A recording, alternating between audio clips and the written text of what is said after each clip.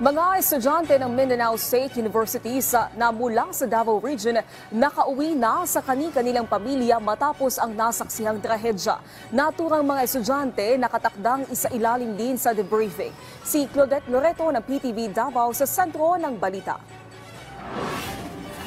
Ligtas nang nakabalik sa Davao City ang 16 na estudyante mula Davao Region na nag-aaral sa Mindanao State University sa Marawi City. Sinalubong sila ng mga kawani mula Task Force Davao at lokal na pamahalaan ng Davao City. Gayon din ang ilang alumni mula MSU Marawi na may bitbit pang malaking tarpaulin. Ang ginang na ito din na napigilang maiyak habang mahigpitan ni Yaya Pos ang kanyang anak. Isa sa mga nakauwi na mula MSU Marawi ang anak ni Omer Hayden. Ayon sa padre de pamilya, ilang araw na silang walang tulog dahil sa takot at pangamba sa seguridad ng kanilang anak. Pero nasa desisyon pa rin ng kanilang anak kung nais itong bumalik sa Marawi City upang tapusin ang kanyang pag-aaral. Sa ako bilang amahan, wag gyud ko mahimutang kay mao gani nga og kuan pa lang unta og naa pa lang tay mga sakyanan nga madali ra nato maabot sila dito adto ang gyud at kung dako ma'am nga natabangan sila sa atong city government.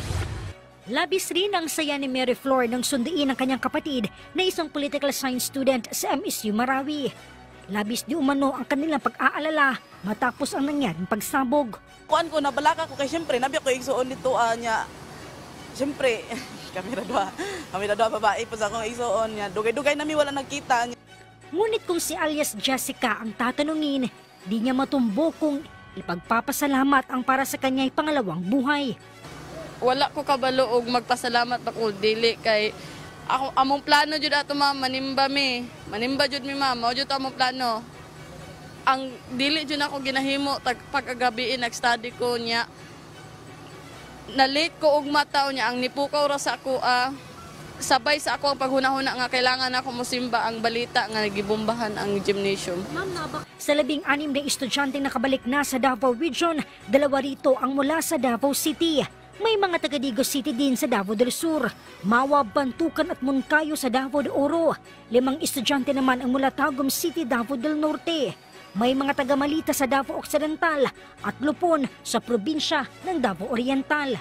The communication na yung mga Davaoeño students dito sa MSU Marawi na gusto mo uli. So with that, through Peace 911 and Task Force Davao, nag-coordinate ta sa ground troop dito.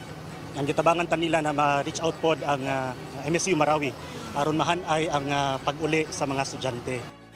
Di naman tinanggi ng TF Davao na naging hamon ang pagsundo sa mga estudyante. With the proper coordination on the ground, medyo challenging siya. It's because of what happened in Marawi.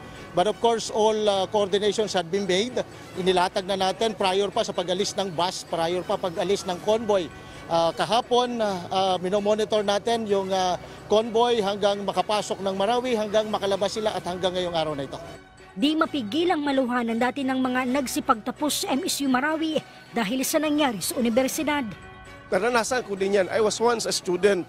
Kung gaano kahirap doon ang emisyon. But in spite of that, tayo mahihirap, sinugal natin yung buhay just for the education para guminhawa ang buhay natin. Kaya lang, it's so sad what happened in the emission right now. So, kawawa. Walang estudyante pupunta sa Marawi Emission Campus na may pera. Isinailalim na sa debriefing ang mga estudyante.